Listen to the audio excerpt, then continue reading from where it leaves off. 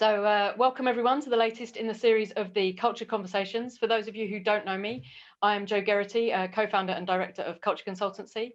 We're a specialist agency that helps to design and embed cultures, usually focusing on performance and innovation, as well as future-proof leadership. Today, I'm joined by Michael Straughan, Chief Operating Officer of Aston Martin, whose career in the automotive industry spans 30 years, which is pretty impressive, 3 decades. And we're going to be talking about culture, leadership, future of manufacturing, and maybe a little bit about performance cars. You never know. So welcome, Michael. Thank you. Thanks, Joe. So like I say, welcome, Michael. I mean, pretty impressive. 30 years in cars, a little bit in yachts, a brief period. And in the luxury car trade and mainstream, you know, that's the kind of career that I think a lot of people I know would have liked to have had. And really, you know, across the board, I think, even in terms of brands, you know, Nissan, Volvo, Bentley, Jaguar, I mean, they're all out there, and now Aston Martin. So pretty exciting. And I guess for all of that time, you've also experienced a lot of the sort of ups and downs of various economic cycles and turbulence and good times and the roundabout bit. But I wanted to start with going back to the beginning of your career at Nissan in the 80s up in the northeast. And I think it's interesting, Nissan, you know, they certainly they had everything going at that time. They had the performance cars, they had race cars, they had a lot of, you know, family cars, mainstream. I think the Sunny and the Bluebird were probably household names that, you know, everybody remembers if you were around at that time. But tell us, what was the culture like there and then? What was happening in that space? Thanks, Joe. First of all, it's great to be here, and really quite exciting to be doing this type of discussion, particularly at a time like this. And you've talked about, you know, stages in your career when you look back at things which were pretty different, and you know, at times you learn a lot, and we're in that time where I think if I'd been a lot younger, I would have learned so much for my career going forward. As it is, I'm coming towards the end of that career, but you can still learn things. And you've asked about Nissan, and Nissan was a really fascinating company at the time. So you've got to cast your minds back to the late 80s, and in the 80s, the UK car industry was, I can't say it any other way, it was a basket case. You know, we had big makers like Ford and the Rover Group, terrible industrial relations problems. So the 4 big plants of Cowley, Longbridge, Halewood, and Dagenham. You know, there's a fantastic stat from Halewood in that in 1 year they had more strikes, albeit small ones, together with some large ones, than they did working days. And, you know, looking back now, you think that sounds impossible that it could ever have been that bad. And then a Japanese company decided to take, which was probably a very big risk, but a calculated risk, to set a car company up in the northeast of England. You can tell I'm a Geordie, very proud of it. And this was a company which decided to take the car industry to an area which had never, ever produced a car. Very famous for making ships and digging coal out the ground, but actually that was all dead. High level of unemployment, but a workforce which was eager and keen to make a difference. And I joined in 87, so we'd made the first of those iconic Bluebirds that you've just mentioned.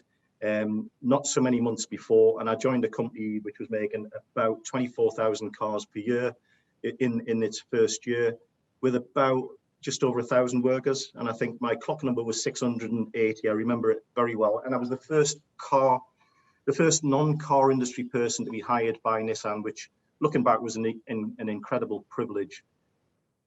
We were all, probably the wrong thing to say these days, but we were all very young.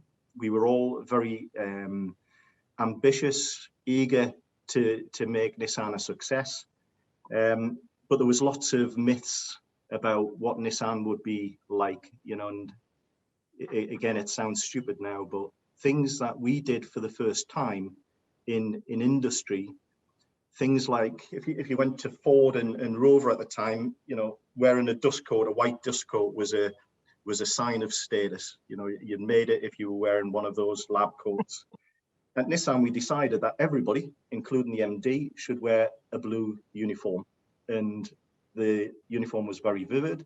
When you went to do your shopping after work, you walked around a shopping centre in your blue uniform, but actually you wore it with pride, with a Nissan badge on your lapel. You know, you were extremely proud to be associated with something like, which was getting, you know, it was quite big news at the time. Margaret Thatcher had sponsored the project itself.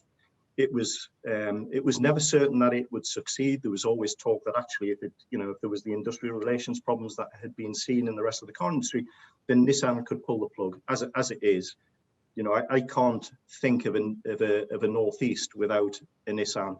You know, 7,000 jobs, been there for years and years, has always been at the top of the league table for the most efficient car plant in Europe. When there was global stats, it was the 10th in the world. And everything above it was either Korean or Japanese. Obviously, the whole landscape's different now with some very, very good Chinese makers. But I guess, you know, to summarize the culture, it was one of success, of succeeding and performance.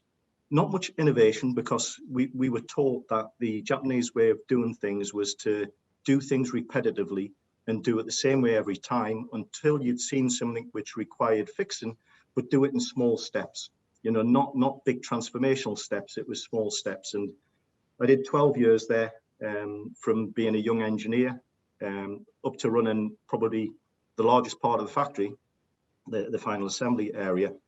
And it was just a grounding which at the time I didn't realize how important it would be for the rest of my career. Looking back, I almost wish I'd worked for a different car company before I went to Nissan, because I probably would have understood what I was learning at the time. But you know, it was just a fantastic stage of my career. We could do anything. It was like a pioneer in spirit. You know, anything that was thrown at us, we would deliver, because people were so keen to make this a success. And I think this is one of the things for the Northeast. You know, so many things had gone wrong that we knew this was an opportunity to really get on the map. And it's, you know, it's great to look back there and see that it's still as successful today. Yeah, no, it's excellent.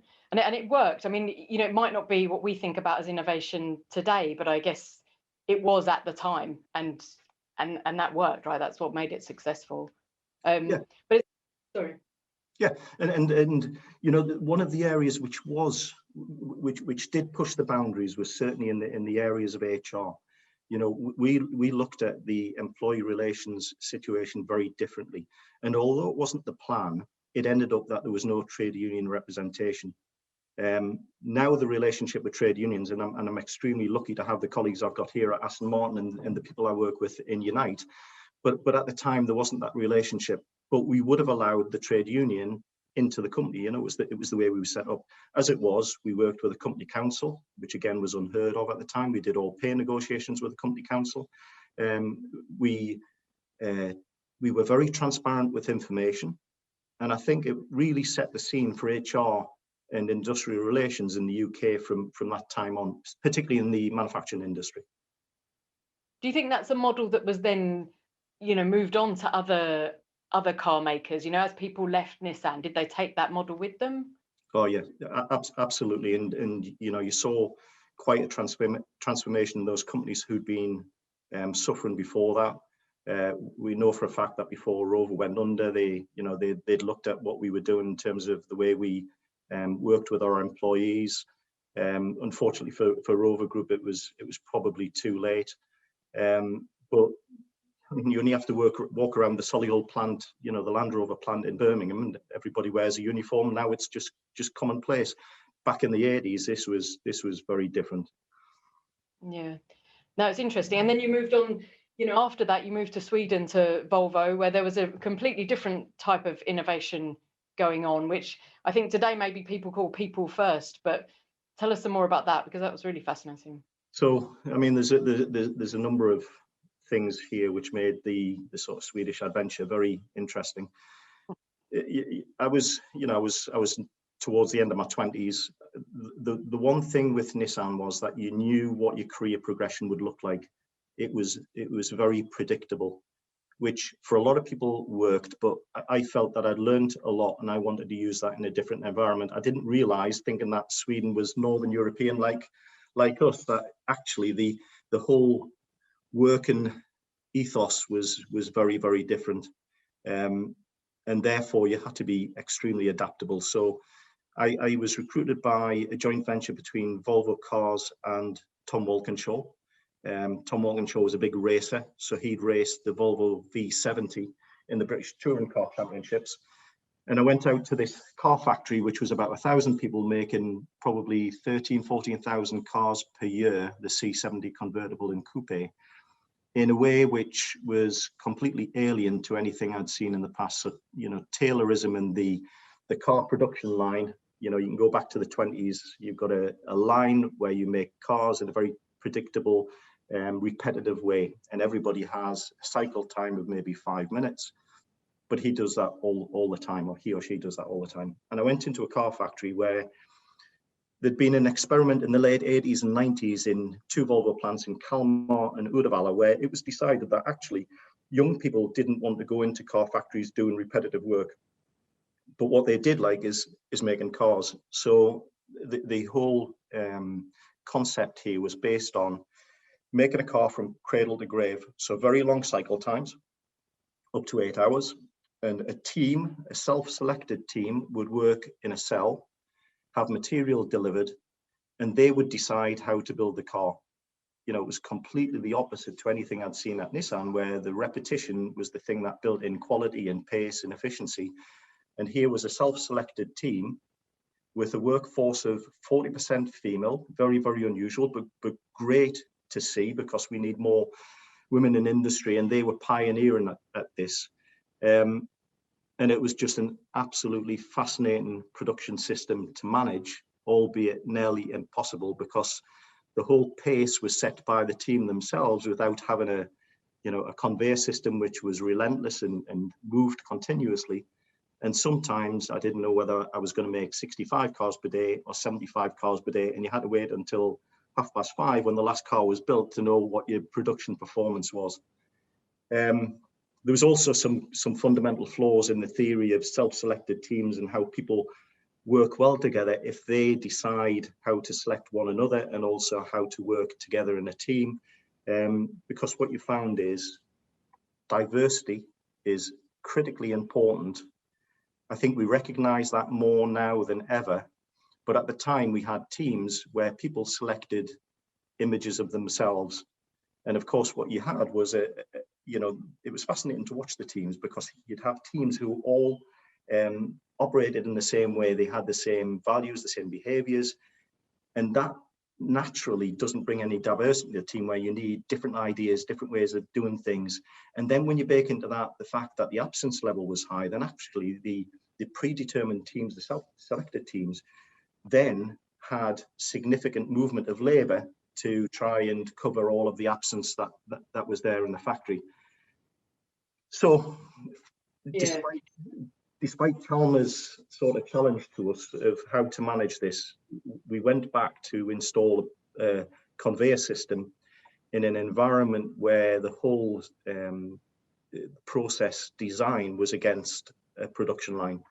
And we did it very carefully. We communicated with the employees, made sure that we weren't doing anything that went against the whole sort of culture within the Volvo Cars Uddevalla plant.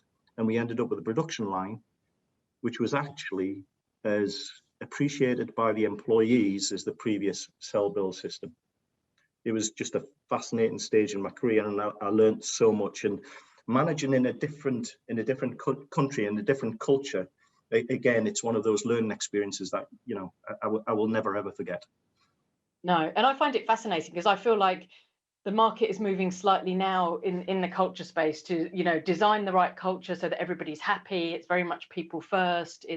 And if they're all happy, you will end up with a successful business and a productive business and the best output ever. And I'm a little bit wary of that. I feel like it's a step too far. You know, you need the business strategy. You need to know the direction that you're going in, and then you design a culture that's going to mobilize your people to execute on that strategy. So it's interesting to see actually somebody tried that, quite a long time ago, and it wasn't quite right. I think there's a mix. I'm not advocating for command and control, straight down the line, but I'm just saying there's a real, you can't just end up in this sort of happy clappy space where everybody's really happy to work there and they all work with people who they like, but actually the business doesn't get the results that it wants. It doesn't quite work like that. So yeah, I find it really interesting, that story.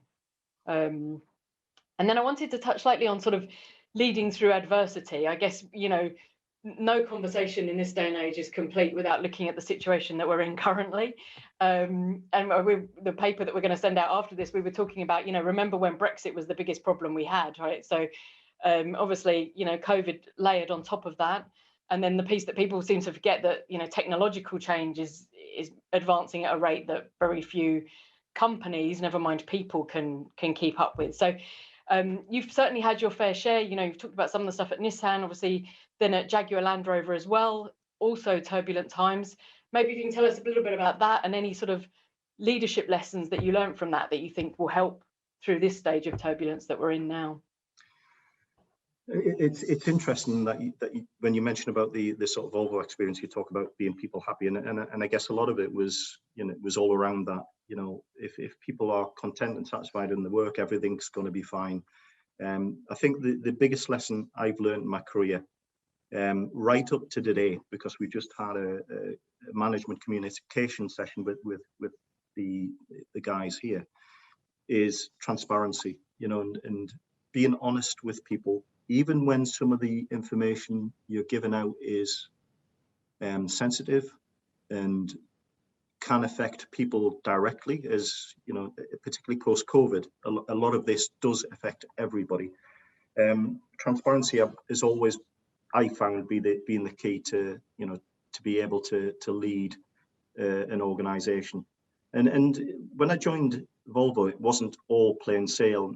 I remember after 6 months, the two owners, Tom Walkinshaw and Volvo, had a massive dispute, and it put us who were managing the company, of which 3 of us happened to be Brits in a very proud Swedish company, needed to take some tough decisions. And the first thing we did was take the keys out of all the cars and refuse to supply to the customer. Now, you only do this once in your career and get away with it, but it was a very difficult time. And I'd only been at the company for 6 months. I couldn't speak Swedish, and I needed to communicate with the staff and try and explain this incredibly complex and difficult situation that we found ourselves in, for which I didn't really know everything that was going on. But even when you haven't got all the answers, I think talking to people is really important.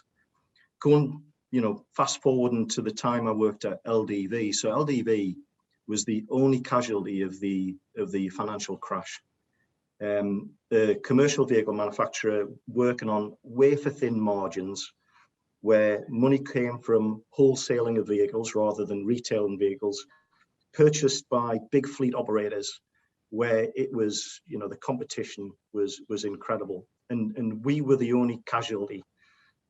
And during that time, being owned by a large Russian conglomerate, where communication with the parent company was difficult, we hit the financial crisis, but had to talk to our people about the situation we're in. And a lot of these guys were sort of hardened over the years. They'd seen a lot of this in the commercial vehicle market, but this was life-threatening. This was getting to a point where this was going to be extremely difficult to recover from. And indeed, we didn't recover and we went out of business. But all the way through that period, the key thing was communicating with people, explaining what the current situation was. If we didn't know because things were happening in Russia that we weren't privy to, we still had to talk to people to say, I'm sorry, I've got no update, but when we do get it, you'll be the first to hear. And if I go into my luxury yacht experience at Sunseeker, the first steps in COVID were to send everybody home. We're doing this virtually. Who'd have thought a year and a half ago, this would become the norm? Sending, 2,000 people home, no purchases of luxury yachts, very, very difficult market conditions. and try to communicate with 2,000 people who are extremely worried about what is going to happen going forward. But the key thing was every week a communication from one of the senior people to say, this is what's happening. This is the government support we're trying to secure. This is what you might expect when you come back to work. This is when we expect to come back to work.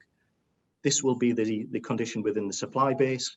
And the biggest lesson has been, no matter how difficult the message is, always communicate. Yeah, and you can't underestimate that. I think every program that we've worked on for the last 10, 11 years, communication has always come out as a topic. You need more of it, you need more than you think. And actually, it's one of the things now in the virtual world that we say to people that leaders think they're communicating enough, but it's almost never enough. No. You do need to do sort of 5 times what you think it should be. Keep going with that message so that people are really hearing it. That's fascinating. I was just going to go back quickly to Volvo actually, and some thought about me when you said about the career progression piece. When you changed the ways of working, and you said people were happy with, they were actually happy with changing that, and you managed to engage them in the process and bring them into it. Did they have a clearer career progression? Was that part of the transparency as well, or? No, I don't think it was any clearer. I think it was just, they'd been told a lot of stuff over the years about the Swedish experiment. That's what it was called, the Swedish experiment. That this was the way forward, and we were changing the way we built cars. But actually, the way a person could progress in the company didn't have to change. We were just building cars differently. So people could still move up into supervisory positions. They could still develop it within their own role. And in fact, it was probably easier to rotate people through different operations because the cycle time was lower. One thing I should say is it wasn't just our opinion that we didn't lose the whole concept that we had with Uddevalla, and we were very cautious to survey people before the change and then survey people afterwards. And what we didn't want to do is have a non-independent survey and then tell everybody that the result was very good. So we used the University of Pittsburgh, who are experts in motor vehicle efficiency analysis and engagement of workforce. And we got them to do a survey before the change and then after the change. And the results were fascinating. I think I could dine out on that result for quite some time yet. As in they were happy, I guess. They were. Yeah. Surprisingly. Yeah, funny, isn't it? Wow. And then JLR. I mean, I think one of the things that the whole Halewood experience. I was looking at the kind of the concept of the site, and it's where obviously Ford had their first site in the UK. The Ford Anglia was the first car off the production line. But when your time there was Jaguar, I mean, that must have been fascinating. That sort of steeped in history and 100% auto. Yeah, Halewood is a fascinating place. Liverpool's a fascinating place. Halewood is like a concentration of everything of Liverpool. And what I found with Halewood was it didn't matter what nameplate was on the outside of the factory. There was an affinity with the bricks and mortar and the people inside the factory itself. So I had access to all of the archives of just about every important meeting for years and years and years, going back to 61. So it was built in the very early 60s, and it was always fascinating late at night to pull out a couple of sets of minutes from the trade union meeting with the management in the 60s, and it's always started off with Mr. Smith laid out the cigarettes on the boardroom table, and you can just take your mind back to this very smoky room with very acrimonious discussions between the trade union and the management over things which now we probably wouldn't even discuss, but at the time were absolutely critical. And it went from being the worst performing Ford plant, and this definitely wasn't me, this was before I started there, to being one of the best performing. And the turnaround in that company was remarkable, and a lot of it was driven through a culture change program. Very good program led by Sen Delaney. And it was all about engagement and choices. So you've got a choice to either engage or not. If you don't, then probably Halewood isn't the best place for you to work. But if you do, this is the future we can give you. And it went from making Ford Escort vans to making Jaguars. Can you imagine, you know, the risk for Jaguar at the time to take its baby Jaguar out of the Midlands and decide to put it into the worst performing car plant in the UK and make what was a, you know, you can argue the fact it was built on a Mondeo platform, but the fact of the matter is the car was very good. And what I found with the people in Halewood is if you could sell the story, sell the direction, and it was plausible, it was believable, and people got behind it, there was nothing you couldn't do there. And we came out of the recession. So I joined in the December of the year of the recession, and the first thing I had to do was lay people off. Not as a new plant manager, not the best thing to be associated with, lay people off. But then together with the trade union, and particularly the convener, Kenny Smith, we agreed that this is what we had to do to make a difference. So if we could agree a set of concessions from the work, promises from the management, then we could win the Evoque, the Range Rover Evoque, which was a Land Rover at the time. But you know, this was a massive prize. It would secure employment in Liverpool for probably 14 years, two product cycles. We worked together very closely. We agreed what this had to look like, and you know, this had to make us extremely competitive.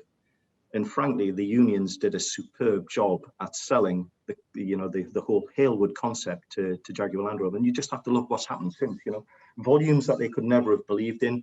The Discovery Sport going into Liverpool, and it's been a fantastic success story ever since. Yeah. It's amazing, isn't it? And I think in an age when the physical workplace has become, you know, less of a concept than ever before, but I don't know, maybe in manufacturing that will still always be, you know, you'll need that physical space. So that kind of attachment to that is, yeah, it's really interesting. I think the audience are probably going to kill me if we don't talk about luxury brands. So you've worked for a few. You've already mentioned Sunseeker, Bentley, and now obviously Aston Martin. You know, obviously on the outside, super sexy, super sleek, got everything going, iconic. And on the inside, what do you think? Is there something that binds those cultures that makes them great? Is there a difference to how they're led? Is there a difference in how to what extent people are engaged because it is an iconic brand, or they are iconic? Yeah, this is fascinating. I've done 10 years now. So I was 6 years on the board of Bentley, 3 years at Sunseeker, and I'm now at Aston Martin. The thing that binds all those companies together is we are luxury good manufacturers, and our customers have one thing in common: they're all successful. So, you know, people don't save up to buy a luxury yacht. They don't save up to buy an Aston Martin DBX. I'm saving to buy a luxury yacht, but you know. I haven't got enough time left to afford one of our cars. But, you know, the customers are all the same. They're very successful and therefore very demanding. And it doesn't matter which one of those brands you're talking about, all the customers are very similar. One of the things we need to do in each one of those companies is link a person who has a job which adds value. So a person who works on the production line or designs the product needs to have a line of sight, a connection with a customer. But the customer lives in a world which is completely different to anything probably any of us on the call will ever understand. You know, particularly when it comes to a super yacht. I think I built probably 20 super yachts in my time at Sunseeker, and each boat was completely different. It was very bespoke for the customer. But the important people were the people who built that product, and they have no, you know, it's very difficult to connect with a different person's world, and trying to bring the customer's perception of the product, what he requires, why things have to be precise and perfect, because the customer generally will have the best holidays, maybe has a private jet, probably stays in the best hotels in the world, and has a customer service which is second to none, because those people have rewarded themselves with that level of service. And trying to connect people with the customer and through the product is often quite difficult. And how do you take, you know, an employee into the world of a person who's extremely wealthy? There are some really really sexy things, the Monaco Boat Show, Paris Car Show. These are some of the best events in the world, and if you're on one of the luxury stands, you're at the top of your game in terms of what else is around you. And I feel very privileged to have been even a very small part of that. Getting back into the real world, of course, it's very, very different. How we make product is very similar to, the volume car manufacturers in some cases. The difference is you often work with materials and value of materials, which is very different. And, leather and wood links all of those three product groups, from Bentley through Sunseeker through Aston Martin. Generally it's extremely high-end materials which are designed in a very beautiful way, and you need often craftsmen to build this type of product. So it is quite different to the volume and premium makers. But between the three of them, even though they're completely different industries, there was a huge similarity. Yeah, it's fascinating. Did it ever go horribly, did the sort of bespoke nature of it ever go horribly wrong, where someone sort of says, oh no, I didn't mean I wanted it to look like that? Can you rip it out and try again? Here's a great place. I'm in St Athan in Wales, where we make the DBX, and you can almost tell the region that the car's going to by the specification of the car. And there's some things which you think I couldn't drive out of the factory gate. It's a beautiful car, but I couldn't drive out the factory gate in what the customer has designed. But it's his choice. It's his or her taste, and everybody's different. And we celebrate. No, in answer to the question, nothing has ever gone wrong. ever. And then back onto production, the whole sort of industry 4.0, I guess, which is another huge topic at the moment. So the kind of, smart manufacturing and essentially using technology and data to automate and to streamline production. What do you think? I mean, that might not be so relevant to Aston Martin, I guess, in the sort of, bespoking space. But what do you think about that? What kind of, are we ready? One of the things we see in manufacturing as a whole, for example, is that the technology might be there, and the guys coming in with their PhDs in robotics are definitely there, but on the shop floor and even leadership to a certain extent are not really ready for that level of kind of wholesale change. You're not ready for digital thinking. Then they're not there. But I don't know. What do you see? Are they ready? Are they getting there? Are there very specific skills that are going to be required, you think, for the future? Yeah, it's rather than the sort of luxury industry element, there's the low volume part of what we do. In fact, the three brands I've worked for, automation generally doesn't work. But if you're on low volume, the investment in automation generally doesn't pay for itself. There's certain areas of a car factory will always be automated. Putting glue on windshields will always be automated. But if you go into shipbuilding, there's very little that you could do with automation. However, one thing that links the three brands is complexity of product. And if you look at the interior of a Bentley or an Aston Martin, the options are virtually infinite, and therefore to drive the production control system that allows a skilled person to make what the customer wants, then access to information is the most important thing. So when you walk around this car factory, you'll see screens which define the process steps and the variation that the operator needs to go through in order to make the product he's making. So, it's this access to information which comes from a very complicated customer specification to something that the operator can understand, digest, and make something from. In the future, and this is, it's almost going a full circle, because I've told you I ripped out the cell build system in Uddevalla in Sweden, and yet when you look at what luxury manufacturers have to do in the future, we need to be really agile, really flexible, and if the sales of Vantage go up, but the sales of DBS are stagnant or go down, then we need to switch production very, very quickly.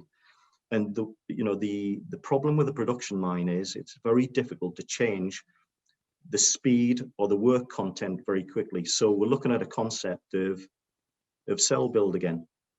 but not this time with, you know, vehicles on trolleys. This is with automatic AGVs, which pull a vehicle into a station and through work control processes, drive the technician through what is required on the car. So we know that if we take vehicles off a production line, we can flex the balance of the work for the operator. And I'm sure people on the call now will think I'm extremely hypocritical for doing what I did in Sweden, but say actually it's the way forward under Industry 4.0.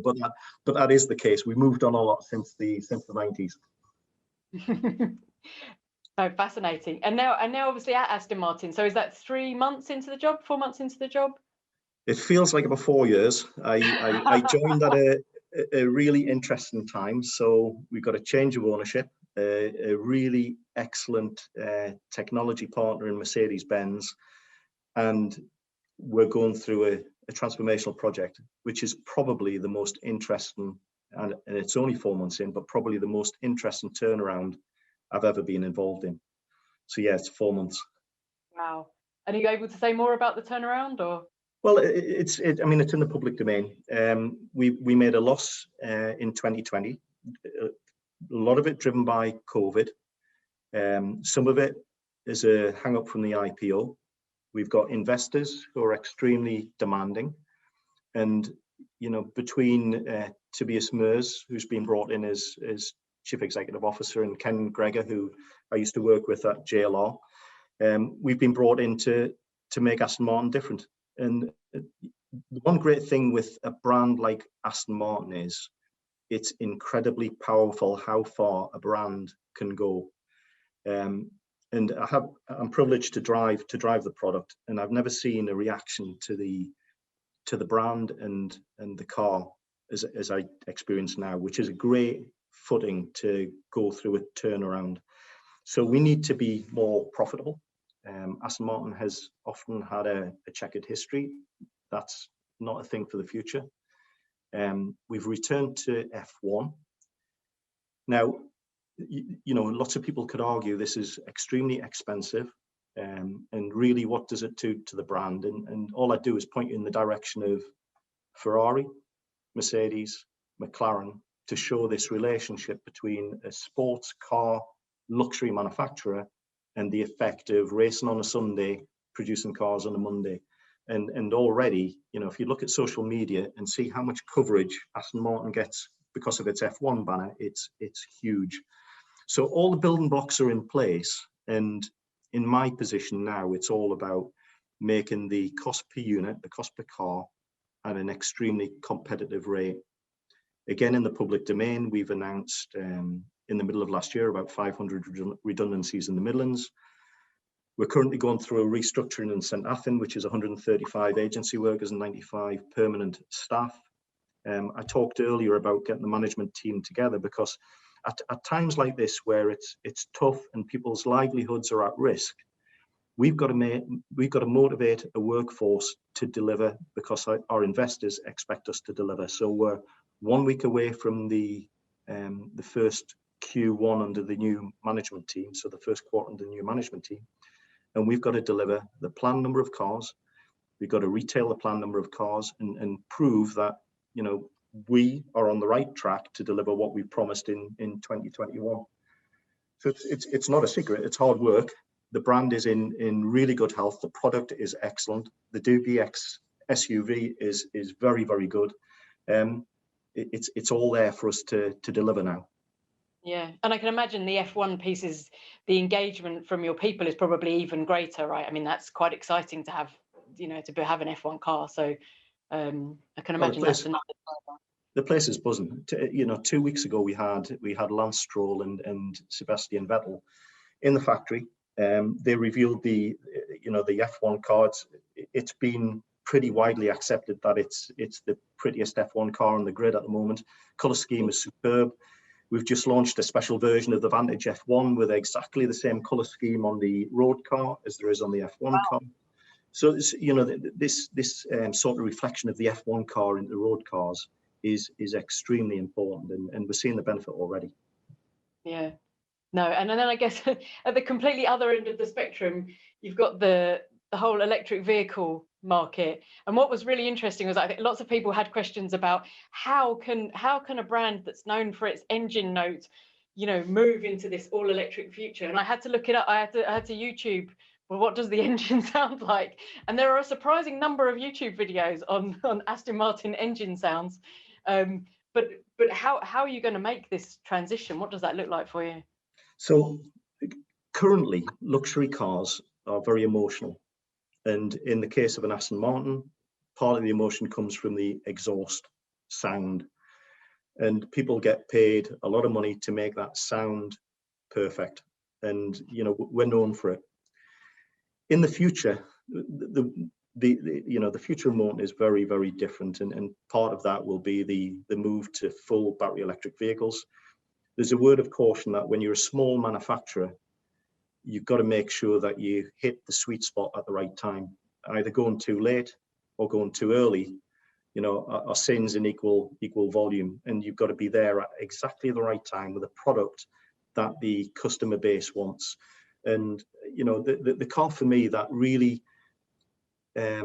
proves that point is the Taycan, the Porsche Taycan, a fantastic electric vehicle, but amongst a range of hybrids, but also, you know, internal combustion engine 911 turbos, which is, you know, is the heartland of Porsche, and their move towards full battery electric vehicles is very interesting for everybody in the car industry to watch. So I guess what you've asked is when, and that's one question I can't answer because, you know, this is news for the investors when we're ready to talk about it. What I would say is we have an extremely exciting hybrid, the Valkyrie. Probably one of the biggest headaches I've got this year. I need to produce around 50 very high performance F1 based road car, which will retail for about 2.75 million, all sold out.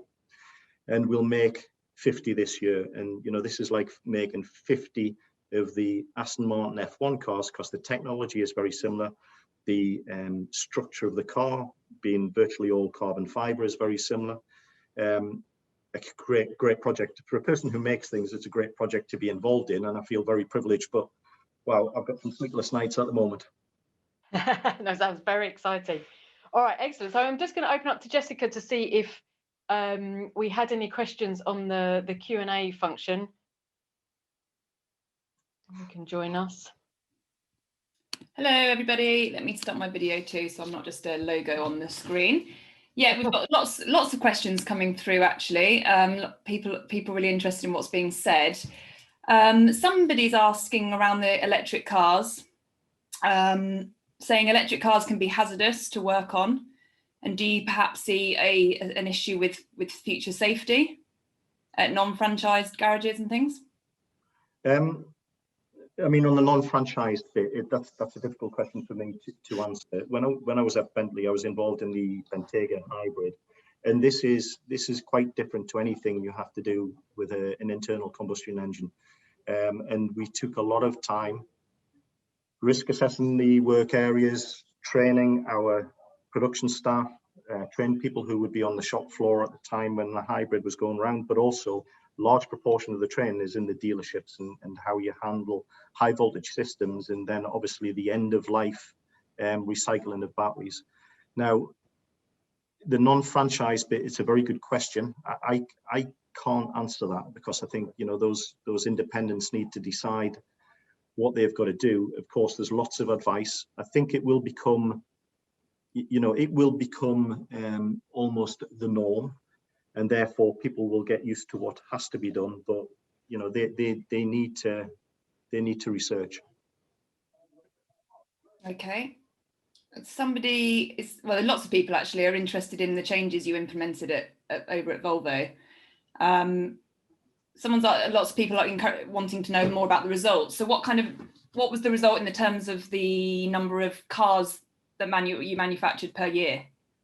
Well, the production rate was probably about 20% better than under the cell build system, with less people as well. But a lot of the results, which I think are the more interesting ones, are the sort of engagement part of it and the effect it had on people and the way they perceive the workplace, the way they perceive the manager and the supervisors.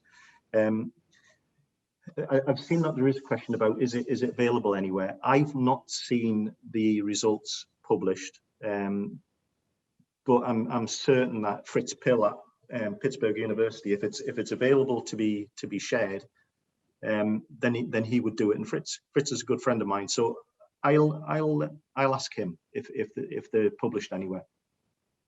Okay, yeah, that'd be great. So yeah, someone is asking for that as a case study, so that'd be great if you could do that. Somebody's asking what you'd see as the #1 challenge in the current environment for Aston Martin. Is it the headache you talked about earlier? The #1 challenge is confidence that when we promise something, and this could be production volume, retail sales, financial performance, whether it be EBITDA or cash, that we deliver what we promise. And when Ken Gregor talked to the investors over the past 2 weeks, this has been one of the key questions. Are Aston Martin able to deliver? And we're 2 months into the year. It's gone well. We can see a good result for the first quarter. And I think once people start to believe that, we're delivering on our commitments, then, that sort of eases this challenge. But at the moment, that's our biggest challenge: deliver what we say we're going to deliver. And do you have any experiences that you are happy to share about bringing more traditional style managers who were slow or blocking some of the new people or culture changes being introduced properly on side? Career full of them. And, it's a really, really good question, because you can go through a career, and the only way you can get things done is by changing the people, and that's not my style. My style is, everybody is able to do the difficult things so long as they understand what the direction is, what the requirements for them as individuals is, and then how we can support them to do it. And I've only been in the business for 4 months, and I can see some people who have made it difficult for some of the changes to be implemented, partly because they maybe haven't believed in what the plan was, what the direction of the company was. So the first thing is, it goes back to what I discussed with Jo earlier. It's communication and transparency. Make sure that people understand where we're trying to get to, explain what the path looks like, and then people have a choice. And this isn't a threat, but it's a choice. We as a business have to deliver certain things, and if people don't believe in it, then there's plenty of other things to do on the outside of the business. But that's certainly not my first route through this. And going back to the discussion I've just had with those 80-odd first-line managers, I sensed that by the end of it, and we were very transparent, we've given them our financial result in 2020, our plan for 2021, and precisely what we in operations have to deliver. You can look at the audience, because you stand at the front of the room, and you can see those people who are saying, yeah, okay, we needed to hear this, and we're on board. And there might be one or two who look cynical, and they're the people who need to decide, how do I get on the train, or maybe I've got to do something else. And that's not a problem to do something else. We've all got choices. I've worked for enough companies. We have a huge Aston Martin admirer who has a cheeky question and is asking for grid position for the first F1 race. I wish I knew. We were with the chairman this week, and obviously he's got lots of luxury brands and Ferrari dealerships and Aston Martin and the F1 division, and therefore trying to get Lawrence's attention is always difficult, because he's such a busy man. But the one thing that was coming through very clearly was he wanted to know what the preparation for Bahrain was. So no, I don't know. I wish I did. And it's going to be an extremely exciting weekend ahead. Okay, this is an interesting subject, if I can. Yeah, go on. The one thing of having an F1 team is when you talk about pace, Formula One is the best example you could ever use with first line managers. No, in fact, anybody in the company, about what pace is all about. And if we watched our F1 team between the first practice session and the race, they will work incredibly hard and fast and do things that people just don't think are possible. And yet, you know, almost every time a car ends up on the grid and nobody understands what's gone on in the background. Huge planning to get to the first part of it, but we've used this example a lot lately, you know, and I talked about Valkyrie. Valkyrie is a superb car, and we've got to get from being a low volume luxury car manufacturer to a hybrid hypercar manufacturer very, very quickly. And the example we use is F1. We've got 50 F1 cars to produce between now and the end of the year. And it's great how it, you know, how it resonates with people, and people understand that actually that's the example we need to use. Someone was just asking about the Valkyrie actually, and if it was produced with Red Bull or in-house. It's in-house. The development work was produced with Red Bull, but it's an in-house car. Okay, and I've probably got time for one more. I quite like this one. How do you personally stay resilient and open to learning through any transformation or these kind of challenging times? It's a really good question, because I think the first time that you say you've done it all is the time when you make mistakes. And you know, I've had a career, and I've been very lucky. I've worked for some great companies, and I've had some great jobs through some difficult times. But you know, the one thing you must be is always receptive to learning. And even now in this company, the things we're going through at the moment, it's probably, you know, one of the most exciting stages in my career. There's always plenty of room to learn. And I think I said this when I met you first time, you know, you go through a process like we're going through at the moment, and you learn from your colleagues, the people who work in your area of the business, and there's so much you can learn from the people around you in this, and the position, the circumstances you find yourself in. I would never be a person that would say I'm not going to learn from any job or any part of my career. It's been a learning experience all the way through. That's amazing. Yeah. Any more, Jessica? One more I'm just quite interested to know is what's the best car you've ever driven? Oh, you know, I've been pretty lucky, and I know there's a few people on the call who worked with some of the companies that I've worked for. And I drive a DBS at the moment. It's drop dead gorgeous. The reaction you get to the car is superb. I bet. But it's funny, there's three cars when I look back in my career, and I've been a passenger in a Bugatti 35, 1920s. I've been in a car with Juha Kankinen on ice, when this guy could have a normal conversation sitting next to you while he's going around an ice track at about 70 miles an hour, and he didn't put a foot wrong, and I ended up in the snow every time I drove it. But the overriding memory is one birthday, my PA got me a ride in a Bentley blower, and going through the Cheshire countryside, you know, at 40 miles an hour with this superb noise, wearing a skull cap and a pair of goggles, was the best experience ever. Fantastic.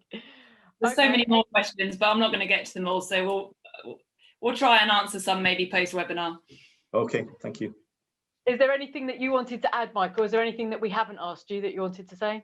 No, I don't think so. It's been really interesting, and you know, you can go through your time, through your work and life, and sometimes you need time like this to take stock of you know, how lucky you've been. And it's been great conversation. I've enjoyed it. Thank you. No, it's been really interesting. Thanks so much for joining us today. It's amazing. Thank you. Thank you. Take care. Bye-bye. Bye-bye.